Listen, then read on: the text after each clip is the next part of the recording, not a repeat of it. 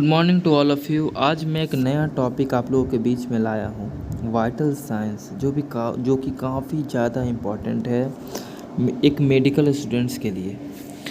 आप इसमें बहुत सारे मेडिकल टर्म्स को जानेंगे। बहुत ही इम्पॉर्टेंट टॉपिक है और मोस्ट नेसेसरी टॉपिक है। चलिए वीडियो के अंत तक बने रहिए, सीखते हैं क्या होता है।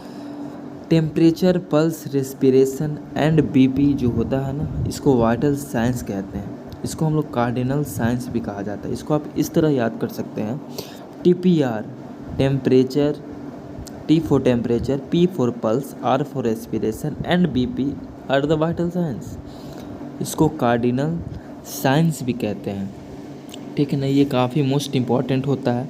अब हम लोग जानते हैं कि वाइटल साइंस होता क्या है, थोड़ा डीपली में इसको जानते हैं। वाइटल साइंस जो होता है ना, ये किसी भी पर्सन का फिजियोलॉजिकल स्टेटस को दर्शाता है और करेंट में किसी भी पर्सन का हेल्थ कंडीशन क्या है उसकी इन्फॉर्मेशन को ये देता है, ठीक है ना। वाइटल साइंस जो होता है ना, ये डिपेंड करता है कि पर्सन का हेल्थ कंडीशन करेंट में क्या है। अगर क्रिटिकल कंडीशन हो तो और भी साइंस का लेने की ज़रूरत पड़ सकता है और भी सारे इवैल्यूएशन करने की ज़रूरत पड़ सकती है। पहला हम लोग देखते हैं बॉडी टेम्परेचर।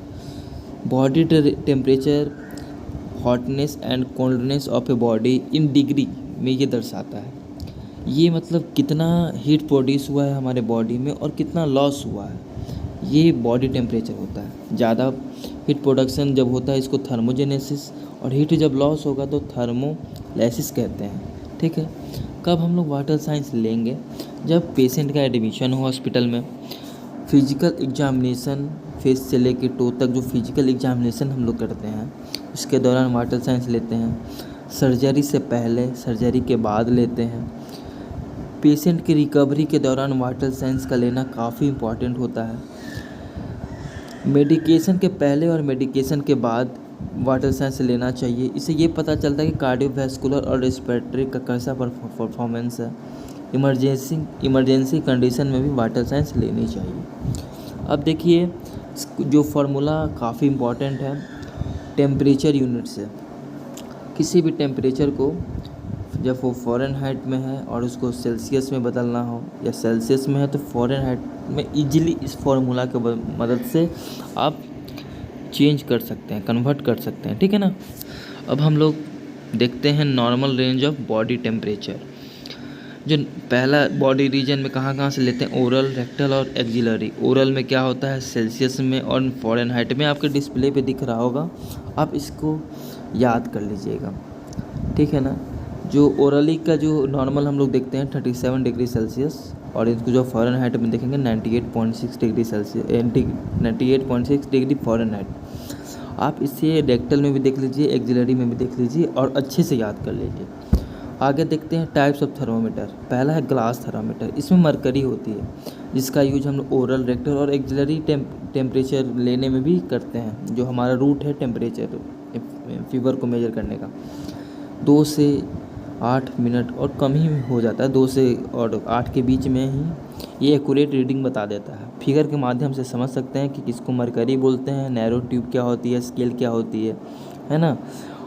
इसमें बहुत सारे पार्ट्स को भी दर्शाया गया है किसको क्या कहते हैं, ठीक है ना। ये घर में भी अक्सर हम लोग इसको यूज करते हैं। सेकंड है इलेक्ट्रॉनिक थर्मामीटर। इलेक्ट्रॉनिक थर्मामीटर का use oral, axillary, rectal temperature में भी इसका भी करते हैं। 30 से 2 मिनट के बीचों में ये आ जाता है, एक्यूरेट रीडिंग दिखाएगा आपको। डिजिटल इसको भी बोलते हैं, डिजिटल थर्मामीटर या इलेक्ट्रॉनिक थर्मामीटर इसको बोल, क्योंकि एक्यूरेट रीडिंग दर्शाता है।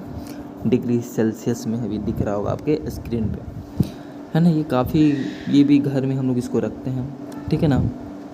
तीसरा जो देखेंगे हम लोग, डिस्पोजेबल थर्मामीटर। ये केमिकल थर्मामीटर होता है। इसमें कलर ऑफ केमिकल यूनिट दिखेगा आपको स्पेसिफिक टेम्परेचर का। 60 सेकेंड में, यानी कि 1 मिनट में एक्यूरेट रीडिंग ये दिखा देता है। आप इस फिगर के माध्यम से जहाँ रेड पॉइंट है वहाँ से आप समझ सकते हैं कि कैसे ये रीड करता है। आपको फ़ारेनहाइट में 98.6 डिग्री फ़ारेनहाइट में शो हो रहा होगा डिस्प्ले पे। ये हम लोग हॉस्पिटल्स वगैरह में इसको देखते हैं, ठीक है ना। डी है टेम्पेनिक। इसका ईयर के पास हम लोग टेम्परेचर का मेजर करते हैं। ये 2 से 3 सेकंड में ही तुरंत जो है ना एक्यूरेट रीडिंग बता देता है। इसको भी हॉस्पिटल्स वगैरह में इसका यूज होता है। घर में वो जो 2 पहला हम लोग देखे ना, इलेक्ट्रॉनिक और एक और जो था है ना ग्लास थर्मामीटर, ये 2 का घर में यूज करते हैं, बाकी का हॉस्पिटल्स में। अब देखें फीवर, बॉडी का टेम्परेचर जब नॉर्मल से अबव हो जाए तो उसको फीवर हम लोग बोलेंगे, हाइपरथर्मिया उसको बोलेंगे, है ना। फीवर को फेब्राइल से इंडिकेट किया जाता है।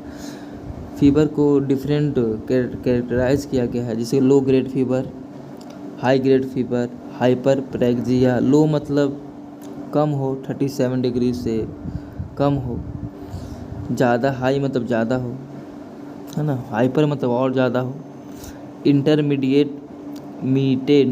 इंटरमीटेंट फीवर कहने का मतलब कि नॉर्मल जो टेम्परेचर जो हो ना वो पीरियड्स में हो, मतलब अभी हो, फिर कुछ दिनों के बाद हो, फिर कुछ महीनों के बाद हो।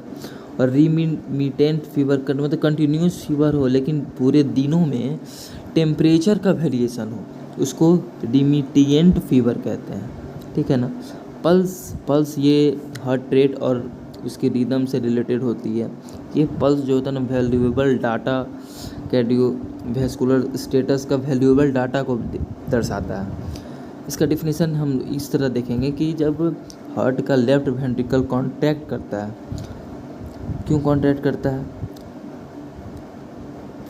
जब ब्लड का वेव बनता है, ठीक है ना, उसको पल्स कहते हैं। पल्स जो होता है ना कि एक ब्लड का वेव है, ठीक है ना, वो कब क्रिएटेड होगा? जब हार्ट का लेफ्ट वेंट्रिकल कॉन्ट्रैक्ट करेगा, उसको हम लोग पल्स कहते हैं, ठीक है ना। और भी सारी चीज़ें हम लोग उसका साइड्स, बहुत सारी चीज़ें अभी देखना बाकी है। देखिए जो बॉडी का टेम्परेचर का एक चीज़ मिस हो गया था जो अभी दिखा रहा हूँ। ये जो मेथड है ना, ओरल मेथड, रेक्टल मेथड और एक्सिलरी मेथड। ओरल मतलब होता है जो कॉन्शियस पेशेंट होते हैं, उस वक्त ओरल मेथड में हम लोग ले लेते हैं। रेक्टल मेथड मतलब अनकॉन्शियस पेशेंट हो, होश में नहीं है ये वो। एक्सिलरी कहने का मतलब है मोस्ट पेरिफेरल। अधिकतर हम लोग इसी मेथड का यूज करते हैं बच्चों में, यंग में, ओल्ड एज पेशेंट में। Axillary is most common method, ठीक है। साइट्स ऑफ पल्स, पहला है टेम्पोरल। देखिए इसमें सीखने वाली बात है कि किस वे से हमको लेना है। 2 उंगली का जो यूज किए हैं, कहाँ पे रखना है, कैरोट से सेकंड है carotid.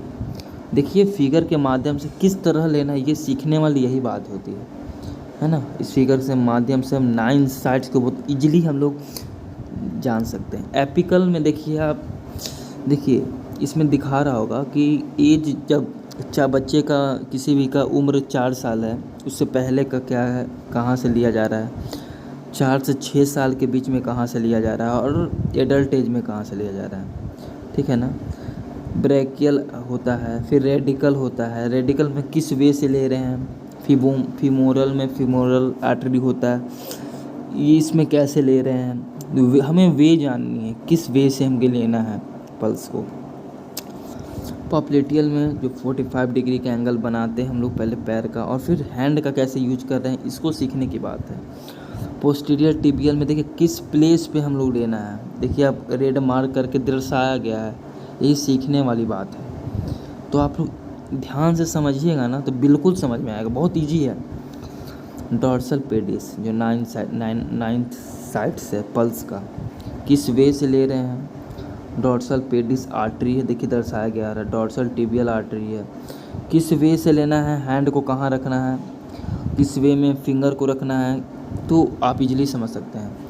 Temporal, carotid, apical, brachial, radial, femoral, popliteal, dorsal pedis, posterior tibial are the 9 sides of pulse.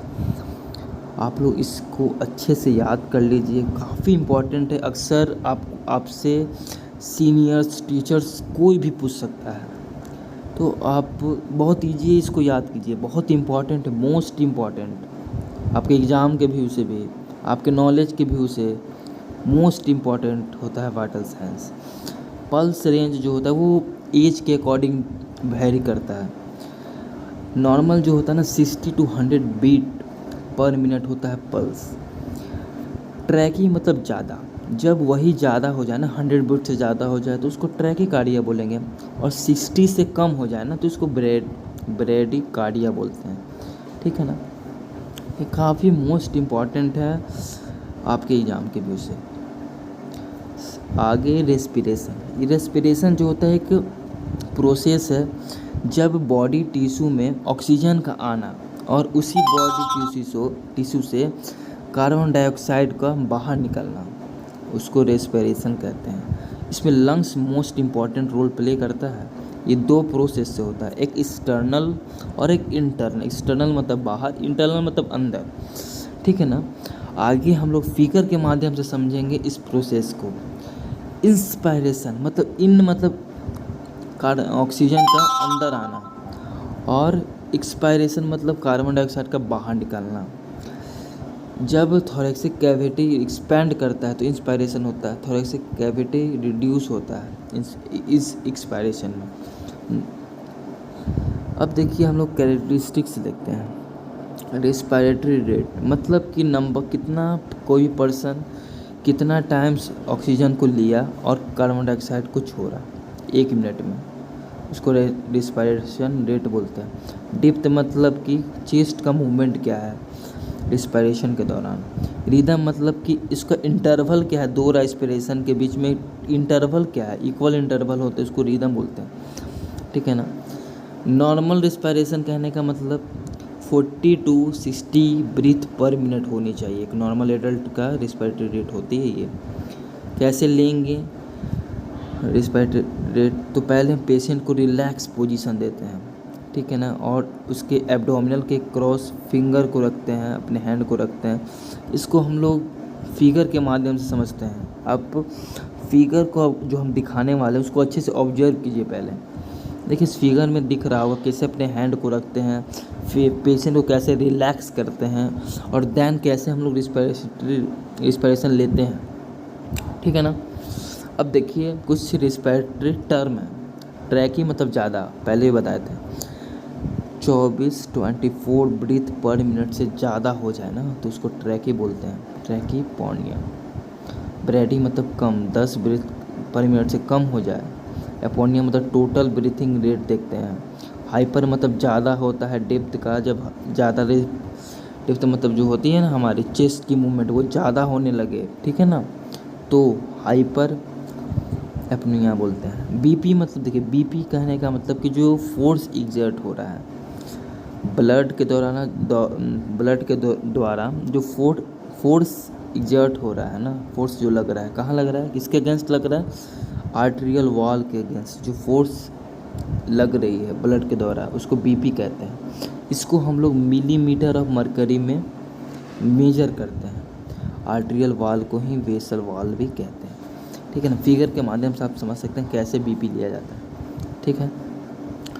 इसके कुछ टर्म है सिस्टोलिक और डायस्टोलिक। सिस्टोलिक मतलब जो होता है कि मैक्सिमम प्रेशर जो आर्टरी पर लग रहा है, ठीक है ना, कब लग रहा है, during contraction of left ventricle of heart, ठीक है ना। डायस्टोलिक मतलब कि अमाउंट ऑफ प्रेशर जो आर्टरी वॉल पे लग रहा है जब वेंट्रिकल रेस्ट में होता है। जब वेंट्रिकल रेस्ट के दौरान जो प्रेशर लगता है ना उसको डायस्टोलिक बोलते हैं। लेकिन जब लेफ्ट वेंट्रिकल के द्वारा सबसे ज़्यादा प्रेशर जब लगता है ना आर्टरी पे उसको सिस्टोलिक बोलते हैं। लेकिन रेस्ट के दौरान जब लग रहा है प्रेशर तो उसको डायस्टोलिक बोलते हैं। बहुत ईजी है, आप इजीली इसको समझ सकते हैं। अब मेथड ऑफ टेकिंग बीपी, पहला है डायरेक्ट मेथड। डायरेक्ट हम लोग मॉनिटरिंग के दौरान हॉस्पिटल्स वगैरह में देखे होंगे आप कि मॉनिटर से ही जो पेशेंट आईसीयू में होते हैं तो मॉनिटर के द्वारा ही बीपी को मेजर किया जाता है। उसमें आपको बीपी के साथ साथ पल्स, SpO2 ये भी दिखेंगे आपके, जिस तरह इस स्क्रीन पे दिख रहा है ना उस तरह, ठीक है ना। ये डायरेक्ट मेथड होता है। इनडायरेक्ट मेथड कहने का मतलब हम लोग स्फेगनोमैनोमीटर के हेल्प से हम लोग जो बीपी लेते हैं ना, इसमें बहुत सारे टाइप्स होते हैं, जैसे mercury manometer, Android manometer, electronic BP device जो होता है।